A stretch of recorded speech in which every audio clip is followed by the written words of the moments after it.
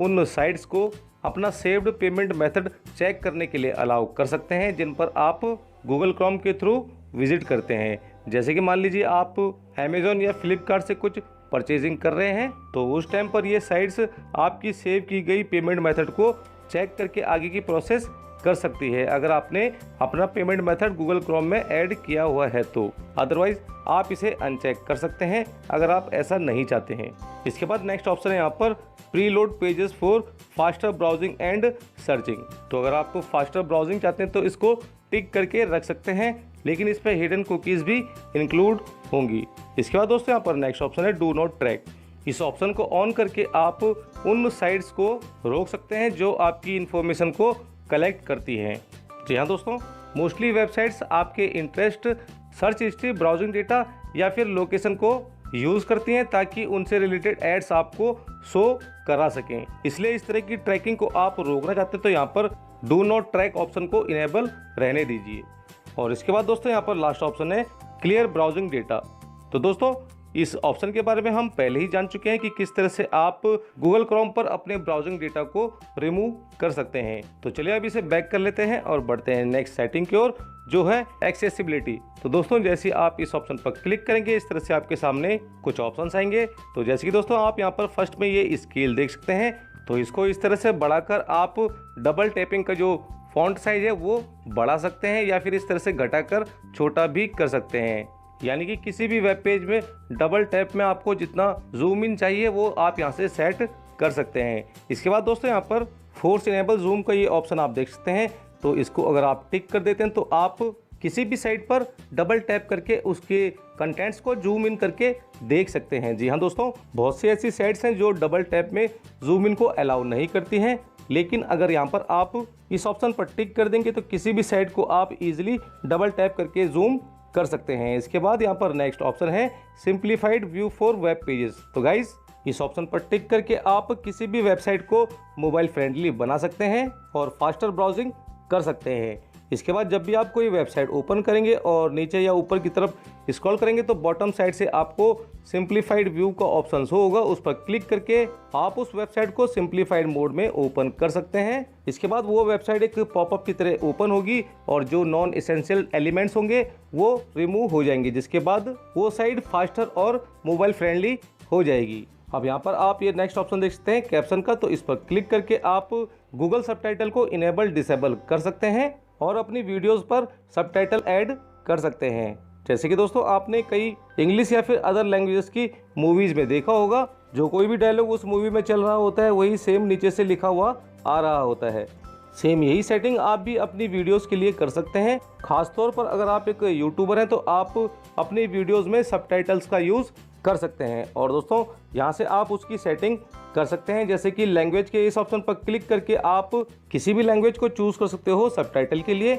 यहाँ पर आपको लगभग सभी लैंग्वेजेस मिल जाएंगी जो गूगल को सपोर्ट करती होंगी। इसके बाद दोस्तों टेक्स्ट साइज का ये ऑप्शन आप देख सकते हैं, इस पर क्लिक करके आप सबटाइटल का साइज छोटा, बड़ा, मीडियम या फिर एक्स्ट्रा लार्ज कर सकते हो।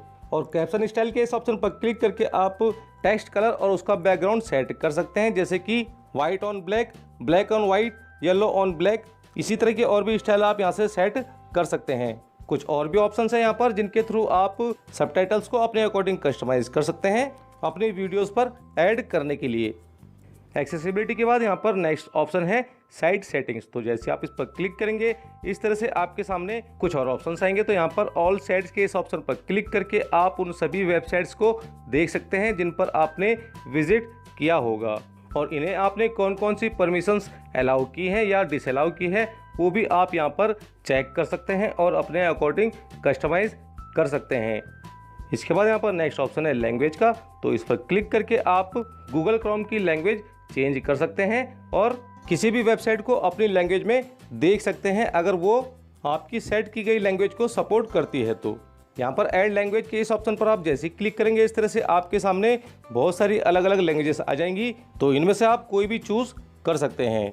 इसके बाद यहाँ पर आप ये ऑप्शन देख सकते हैं offer to translate pages in other languages.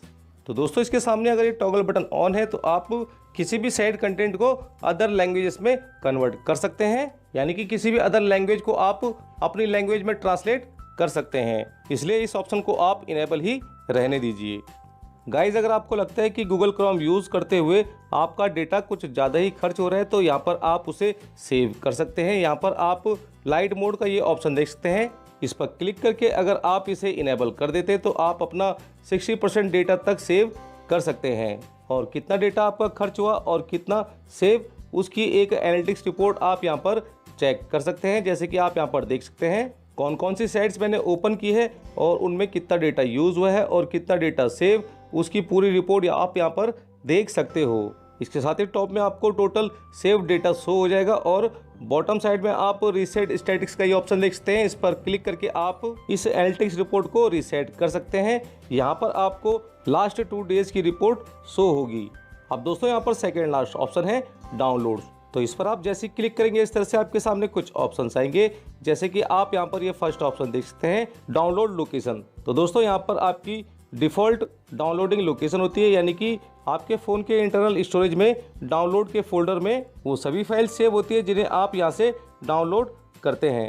यहीं पर दोस्तों आप ask where to save files का ये ऑप्शन देखते हैं, इसके सामने अगर आप इस टॉगल बटन को इनेबल कर देंगे तो जब भी कोई फाइल आप डाउनलोड करेंगे तो आपसे पूछा जाएगा कि कहाँ पर उसे सेव करना है, तो आप अपने अकॉर्डिंग पाथ सेलेक्ट करके उसे सेव कर सकते हैं। इसके बाद दोस्तों यहाँ पर आप ये ऑप्शन देख सकते हैं download articles for you on wifi. तो दोस्तों इसके सामने ये toggle button by default on रहता है। इससे होता ही है दोस्तों कि जब भी आप वाईफाई से कनेक्ट होते हो तो आपके इंटरेस्ट से रिलेटेड आर्टिकल्स ऑटोमेटिकली डाउनलोड हो जाते हैं। ये सभी आपके interest, browsing data, search history या फिर लोकेशन पर बेस्ड होता है। और फिर इन डाउनलोडेड आर्टिकल्स को आप गूगल क्रोम ओपन करके टॉप राइट साइड में 3 डॉट पर क्लिक करके डाउनलोड के फोल्डर के अंदर एक्सप्लोर ऑफलाइन के टैब में देख सकते हैं। अब सेटिंग में दोस्तों जो सबसे लास्ट ऑप्शन है अबाउट क्रोम, तो इस पर क्लिक करके आप क्रोम एप्लीकेशन का वर्जन, ऑपरेटिंग सिस्टम और लीगल इन्फॉर्मेशन चेक कर सकते हैं। तो इस तरह से फ्रेंड्स गूगल क्रोम की सेटिंग के सभी फीचर्स यहाँ पर कंप्लीट होते हैं। अब यहाँ पर आप लास्ट में हेल्प एंड फीडबैक के इस ऑप्शन पर क्लिक करके गूगल सपोर्ट टीम से हेल्प ले सकते हैं। यहाँ पर आपको बहुत से अलग अलग पॉपुलर आर्टिकल्स मिल जाएंगे जिनसे आप हेल्प ले सकते हैं या फिर अपना फीडबैक भी आप यहाँ से भेज सकते हैं अपनी प्रॉब्लम को डिस्क्राइब करके। तो आज के इस वीडियो में बस इतना ही दोस्तों। आई होप आप गूगल क्रोम की सभी सेटिंग्स एंड फीचर्स सही से समझ गए होंगे। और अगर आपको लगता है कि कोई सेटिंग